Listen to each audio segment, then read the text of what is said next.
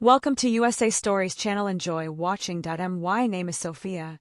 I'm 30, recently single, barely sleeping, and not sure if I'm losing my mind. This isn't a cry for help. Not yet, it's just something happened and I haven't told anyone because how could I? Who would believe me? I moved into my grandmother's old house 3 weeks ago, thinking it would be a quiet escape. A reset. Something about the scent of lavender in the curtains and the creak of the old wooden stairs felt like safety, or at least it used to when I was little. But now I lie awake every night, staring at the ceiling. The blanket pulled up to my chin, too scared to breathe, because every night it moves, not by itself, not in the way blankets shift when you turn or kick them. No, it moves like something is underneath it. And last night it moved again. This time it didn't stop. It was just after 1 a.m. I'd been dozing off the fireplace, flickering its last embers, when the blanket at the end of the bed started to twitch. Not much, just a subtle little ripple like a finger brushing up from the inside. I froze, eyes wide open, heart pounding. There it was again, a pull, a soft rise. Something was under it. My hands curled into fists. I didn't scream. I didn't even move. I stared at that lump in the fabric, like it might disappear if I just pretended it wasn't there, but it didn't disappear. It started crawling slowly upward toward me. That's when the panic kicked in full throttle. I shot upright, nearly tumbling off the bed. Nope. I whispered to the room. Nope, nope, nope. And then it barked, a short, muffled, pitiful little bark. I blinked. Did I hear that right? It happened again, this time clearer, a bark. I hesitated, my breath caught halfway up my throat. I gripped the edge of the blanket with shaking hands and pulled it back in one swift motion. And there he was, a beautiful dog. A dusty, trembling, golden brow mutt curled up beneath the blanket like he'd lived there his whole life. He looked up at me with the biggest, roundest eyes I'd ever seen and whimpered. I collapsed onto the floor, not from fear, from shock, and honestly from the stupid, overwhelming relief that it wasn't something else. He took that as permission and crawled out from under the blanket, tail thumping once. What the actual hell? I muttered, half laughing, half on the verge of tears. Where did you come from? The beautiful dog didn't answer, obviously, but he did take 3 tentative steps toward me and rested his on my knee. I exhaled hard. His fur was warm, real. His ribs showed a little too much. He had no collar and the front door still locked, windows shut. No sign of forced entry. Didn't know what was more unsettling, the idea that he broke in or that he didn't have to. The next morning I made coffee with shaking hands and watched the beautiful dog, who I'd started calling Toby for no good reason, sniff around the living room like he owned it. I didn't sleep. I just sat in bed the rest of the night, staring at the firefight, dancing on the ceiling while he curled up at my feet. He hadn't barked again, hadn't moved, just stayed close. I checked every door and window again this morning, still locked, still untouched. No broken screens, no loose boards. Nothing to explain how a living, breathing, beautiful dog had gotten into my locked bedroom in the middle of the night and crawled under my blanket. I posted in a local Facebook group. Lost beautiful dog found near the southern edge of Maplewood. No collar. Friendly, golden brown. Mutt. No replies. I called the shelter. No matches. I drove around the neighborhood, holding a printed flyer with his picture. No one recognized him.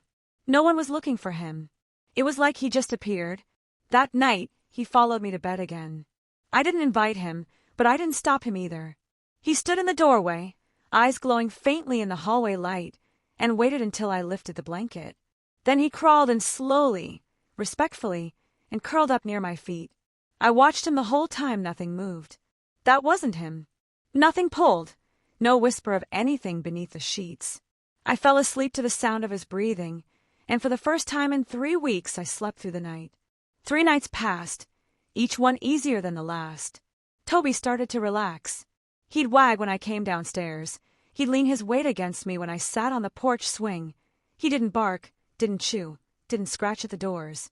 He just stayed always near, always close.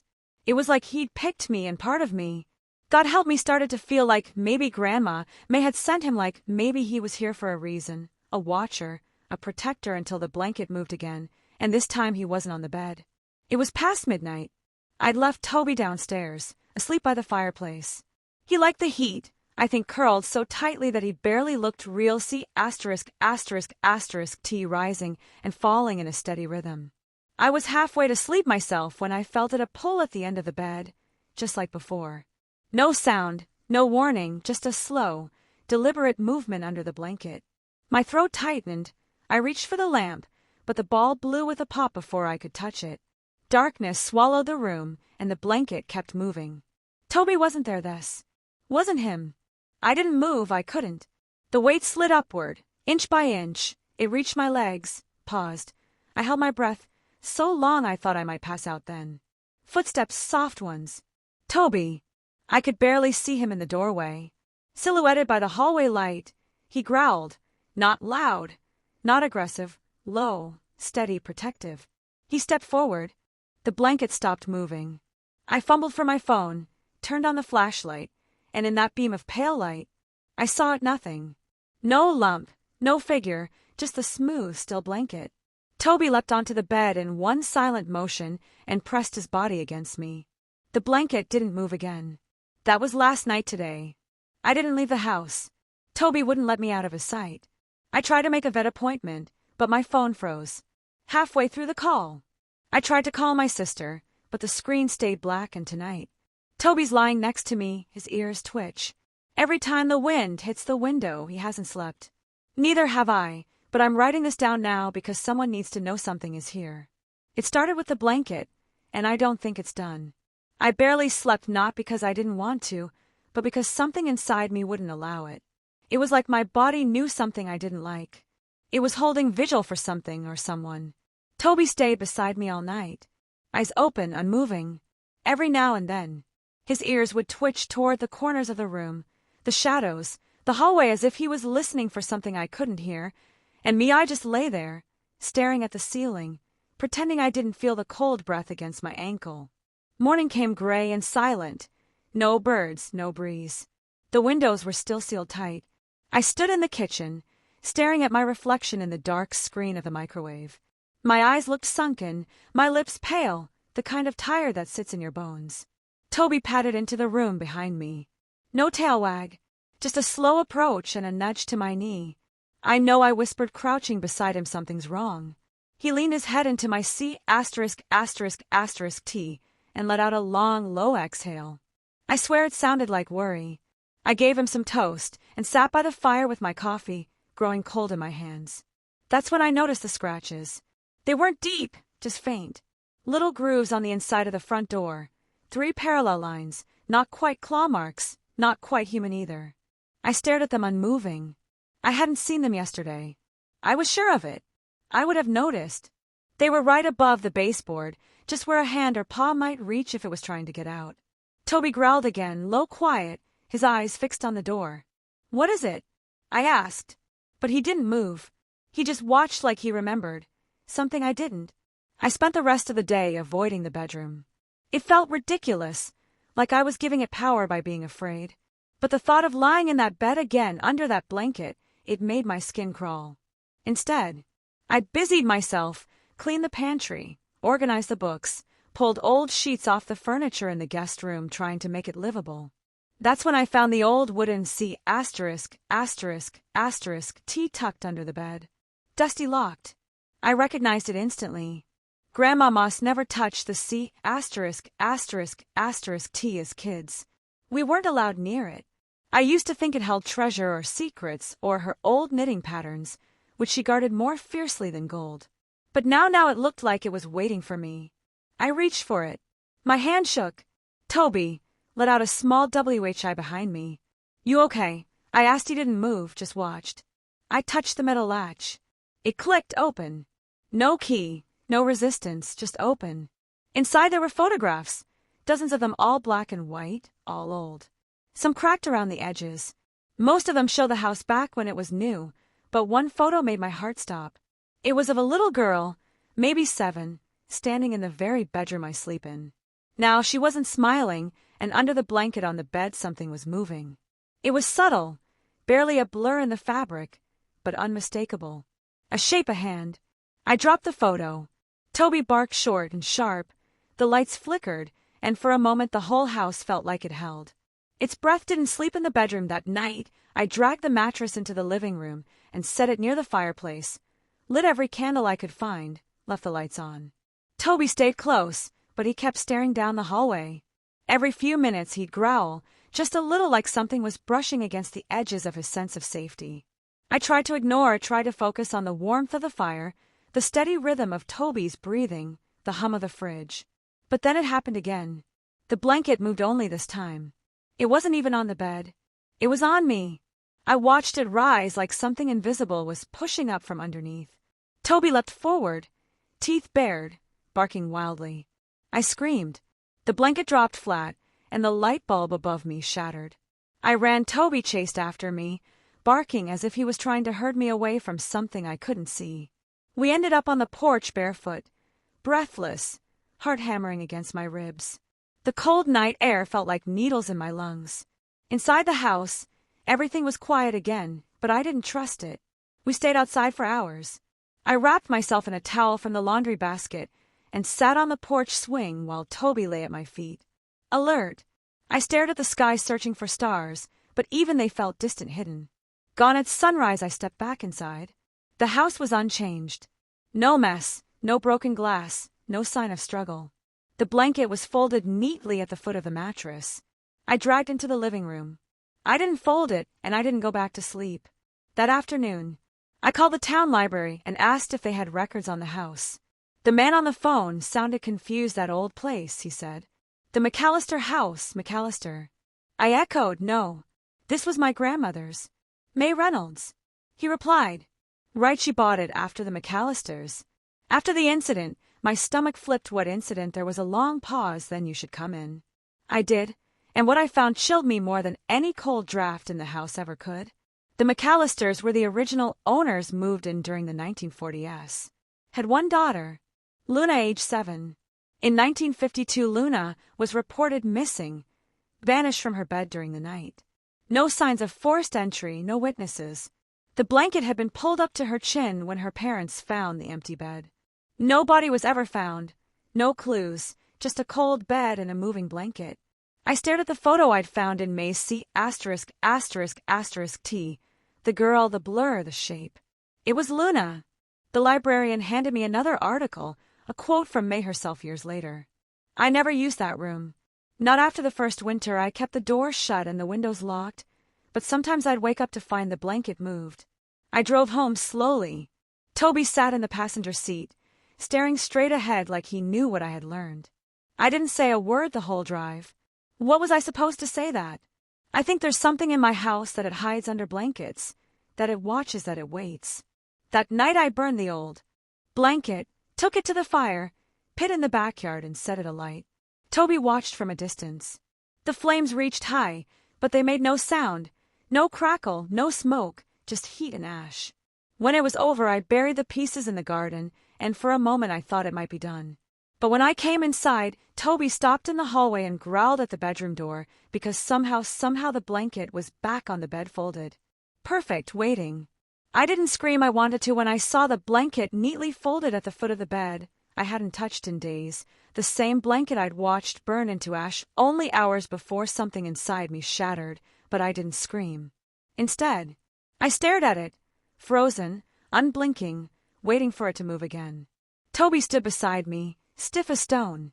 His breathing had slowed, his ears pinned flat. He didn't bark, didn't growl, just watched. And that scared me more than anything, because beautiful dogs bark at danger. But Toby, he was watching something he already understood, something I didn't. I didn't sleep that night. I sat on the porch steps with a blanket wrapped around my shoulders, not that blanket God, no, a different one, and watched the wind move the trees like shadows swimming in moonlight. The forest behind the house had always made me nervous as a kid. Grandma May used to say, trees don't talk, but they listen. I never understood that until now. Now they seem to lean in whenever I breathe too loud, like they were waiting for me to ask the right question. The next morning I pulled out every box, every drawer, every hidden compartment I could find in the house.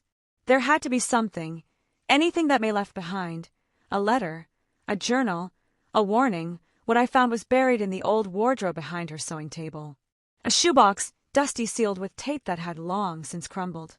Inside there was a stack of letters, all addressed to Luna, each one dated years after she disappeared. Some were written in shaky, careful cursive. Some were just scribbled notes. The blanket moved again last night. If it's you, please stop. I still hear you sometimes at the window. I told them you were gone, but I never stopped looking. The last one, dated only a year before May died, said, she's coming back. I feel it. I don't know what she wants anymore. That same afternoon I found Toby in the upstairs hallway, staring at nothing, his body low, tail rigid. I knelt beside him. What is it? He didn't blink. I followed his gaze and felt my stomach twist. There was something, a shimmer, a flicker in the light, and then just for a second. I saw her, a little girl standing in the hallway. She wasn't transparent, not like a ghost from a movie. She was real, but flickering like she wasn't quite here. She wore a nightgown, lace around the collar, no shoes, in her eyes. Oh God, her eyes. They were wide, unblinking, not afraid, just watching. She didn't move, didn't breathe, didn't blink. Then slowly she raised her hand, not to wave, to point at me. Toby let out a growl, so low I felt it in my spine, and then she was gone. I didn't move for what felt like an hour, just sat there on the floor. Toby's body pressed against mine, my breath coming in short, sharp gasps. I tried to tell myself I was imagining things, that I was exhausted, hallucinating. But the hallway still smelled like lavender and dust the way it used to.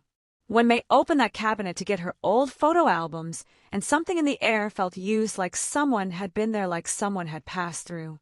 I left the house that evening, drove into town, parked in front of the diner, didn't order anything, just sat in the car. Toby watched people pass by through the windshield. I watched him. He wasn't just a stray. Knew that now.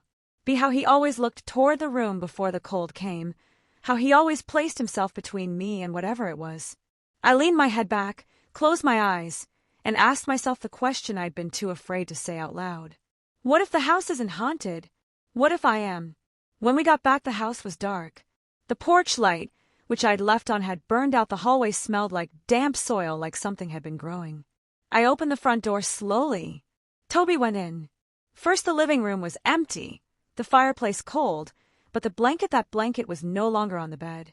It was in the center of the room, spread out like a rug, smooth, flat, waiting. Toby growled, and then I saw it. A single red thread, pulled loose from the corner, leading across the room and into the hallway. I followed it past the kitchen, past the stairs to the attic door, where it disappeared under the crack. I hadn't opened the attic since moving, and May used to call it the memory trap, a place where old things go when they don't want to be found. I stared at the doorknob, my hand hesitated. Toby stood beside me, his nose twitching. I turned it. The door creaked open with a sigh, like it had been holding its breath for decades. The stairs were steep, dust rose in clouds. With every step the air grew colder, thicker at the top. The red thread curled around a box. A small wooden C*******, T, just like the one I'd found earlier. Only this one was painted with vines, little handprintings on the side, a child's name etched in tiny letters. Luna opened it. Inside there was a doll, hand-stitched, worn, its button eyes missing, and underneath it a journal. I flipped it open. The handwriting was messy, childlike. I saw her again. She's under the blanket. She whispers at night. Mama says it's just dreams, but the dreams pull my hair. She said she wants to be warm again, she said. The blanket is hers. My hands shook, pages stuck together with age, some smeared with old tears. Then a final entry, different handwriting, older, familiar, May's. I couldn't save her. I thought I could keep her safe here, but it followed us. It's not done. And now it watches her too. I closed the journal. Everything felt wrong, heavy, like the air itself wanted me gone. Toby whined behind us. The attic door slammed shut. Don't remember running. I don't remember how we got back downstairs. I just know that I woke up curled on the kitchen floor. Toby curled tightly beside me, and the blanket gone again. I've stopped pretending. I know what's happening.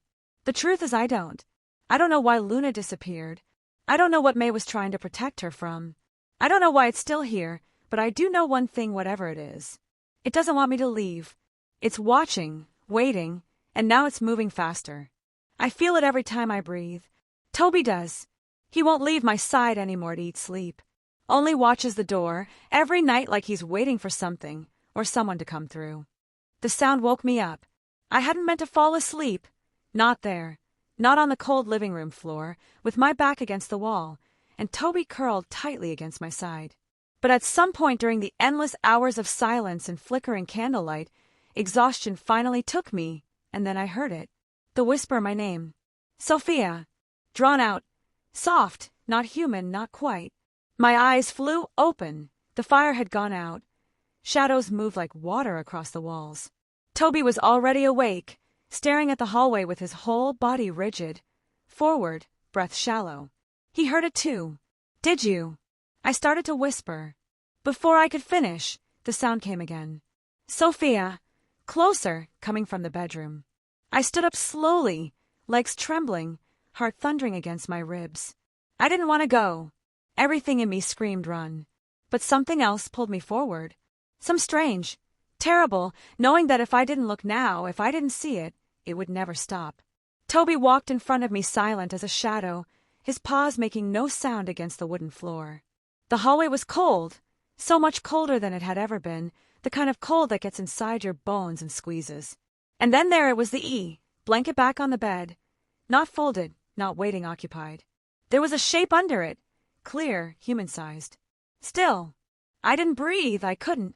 Toby snarled softly, low and guttural, and stepped between me and the door, but it was already too late. The E, blanket moved first a twitch, then a stretch, then the unmistakable, horrifying rise and fall of something breathing. I reached for the doorknob half ready to slam, it shut and run. But the shape under the blanket sat up, my heart stopped, and then in a voice made of wind and ash it spoke. You shouldn't have burned it. I don't remember screaming, but I must have the next thing I knew. I was outside barefoot in the garden, knees in the damp dirt, sobbing into my hands, while Toby pressed against me with desperate urgency. The house behind us stood still silent, watching. Something had changed. I felt it in the air. It had spoken, and not just words. It had known me. I stayed outside until the sun rose, wrapped myself in a blanket from the car, and sat beneath the trees that Grandma May used to read under in the summer. I tried to make sense of what I'd heard, of what I'd seen, but no logic would hold. I wasn't dreaming. Toby proved that he reacted. When I did, he heard what I heard, saw what I saw, and I realized something else. This thing, this presence, it didn't want to hurt Toby. It only ever responded to me, and I think I knew why I went back inside around 8 a.m., blinking into the gray light. The blanket was gone, no trace of it, not in the bedroom, not in the hall, not in the fire pit or the attic or the C*****T. Nothing but something else had appeared on the mirror in the hallway, scrawled in the steam from the night were 6 letters. Eli stood frozen in the doorway, unable to move. My breath flogged the glass. The letters stayed. I spent the rest of the day doing something I hadn't done in years. I prayed not out loud, not to anything specific, but I sat on the floor beside the fireplace, fingers clenched in Toby's fur, and whispered everything I hadn't dared say before. I'm scared. I don't know what I did. I'm sorry, I want to understand. And in that silence for the first time, I felt something different. Not fear, not presence, but pain. A quiet ache that filled the room like smoke. And then I remembered something. May once told me when I was 9 years old and afraid of the dark things that stay behind, usually just want to be seen. That night I didn't run. I didn't sleep in the living room. I went to the bedroom. Toby followed.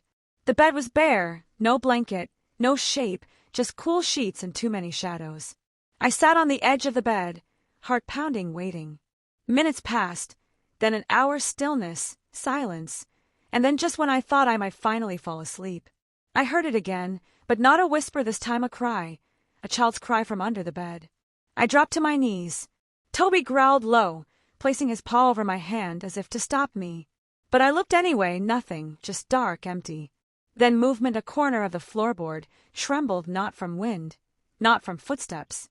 From beneath I pulled it up, the wood groaned, and underneath it a space, a hollow cavity no bigger than a suitcase.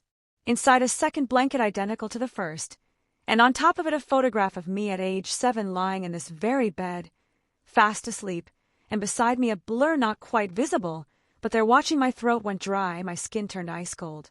I wasn't the first to be watched in this house, not the first to be visited or chosen. I held the photograph with shaking fingers. Toby pressed closer. Something deep inside me whispered, "You've been here before," and I realized it wasn't haunting me. It had been with me always. Long before May died. Long before I returned. It wasn't Luna who vanished not completely. She had been taken, and not out of malice, out of loneliness, because whatever lived under that blanket didn't want to be alone anymore. I placed the photograph back in the hidden space and closed the floorboard gently. Then I stood. Toby remained at my side, and together we made a choice. No more running, no more hiding. If this thing wanted something, it was time I asked it directly. So I turned off the lights, climbed into bed, pulled the second blanket, that blanket up to my C*******T, and whispered into the dark. I'm here the moment the blanket touched my skin. I expected the worst, a hand grabbing my ankle, a breath on my neck, the return of that whisper in the dark. But nothing happened. Not right away. The room stayed quiet, still, the kind of stillness that holds weight. Toby lay at the foot of the bed, eyes wide, open, head on his paws, watching. I had left the lights off on purpose. I wanted whatever this was to come to finish it, and it did. At 2:13 a.m., the blanket started to move. It didn't shift violently. It rose slowly, gently, a single swell near my stomach, as if something underneath had turned over in sleep. I held my breath. Toby stood, growled, then looked at me for a cue. I didn't speak, didn't move. The blanket shifted again, this time near my side, and then pressure, soft, childlike, as if a small body had curled beside me. I couldn't see it, but I felt it, the unmistakable shape of someone, something pressing against my ribs, and then a hand small, cold, clasping mine. Toby let out a low whimper, but I didn't pull away. I whispered, "I know you're there." The pressure tightened, not in aggression, in relief. I started to speak, not with fear, but with memory. When I was 7, I whispered I had a nightmare. I thought something was under the bed. May came in, turned on the light, and told me to go back to sleep. Silence. But she didn't see what I saw, a flicker of movement. I remember the shadow, the cold, the weight on my C*******T. I told her a girl was in my blanket. I even gave her a name. Toby looked at me, ears pricked. I called her Luna. The blanket pulsed gently, almost like a breath of recognition. "You were always there." I said the room grew colder, but I wasn't afraid. I kept talking, remembering things I didn't realize. I remembered games I played alone, where I left a space beside me, dolls that went missing, only to return days later in different clothes. That time I woke up with my shoes on the wrong feet. None of it made sense back then, but now it did. Luna had never left. She had stayed hiding in the folds of the blanket, clinging to warmth, to memory, to me. And maybe May had known. Maybe that's why she left me the house to finish something she couldn't. The hand let go, the weight lifted, but I didn't open my eyes. Not yet let the moment pass like a tide going out. And when I finally looked, the blanket was flat, empty. Still, and on the pillow beside me a single button, old, worn, the kind you'd sew on a doll. The next morning I buried the blanket for real, this time not in fire, but in earth, deep beneath the old oak tree in the garden. The one May used to call the wishing tree. I wrapped it with care, said nothing, just pressed my hand to the dirt. When I was done, Toby sat beside me, watching silently. When I stood I felt lighter, not happy, not free, but no longer hunted. Life didn't go back to normal after that, but it changed. The house stopped groaning. At night, the cold spots disappeared. The hallway mirror stayed clean, and Toby, he started wagging again. He still won't sleep anywhere but beside me, but he's at peace now, and so am I. Mostly a week later I found a letter tucked inside. The last book May ever read. It wasn't addressed to me, but I knew it was meant for me. If she comes to you, don't run. She never wanted to hurt anyone. She was just forgotten. I think she chose you because you remembered her name. Be kind. Sophia, even to the things that frighten you. Sometimes the scariest shadows just want to be seen. That night I lit a candle by the window, not for protection, but as an invitation, just in case Luna was still nearby, not to pull me under, not to hold me down, but to rest, to sleep, to finally let go. It's been 3 months since the last time the blanket moved. I kept the button, sewed it onto a new quilt. I made one warm enough to keep the cold at bay, but light enough to let the light in. Toby lies on it, now snoring softly. The house is quiet, peaceful. And yet sometimes at night, just before I fall asleep, I feel the slightest tug at the edge of the quilt. Not a pull, not a threat, just a nudge like someone saying, "Thank you," and I whisper back, "You're safe now. We hope you will have fun with us. Enjoy watching. I am glad to see you on my channel if you like the content. Your support means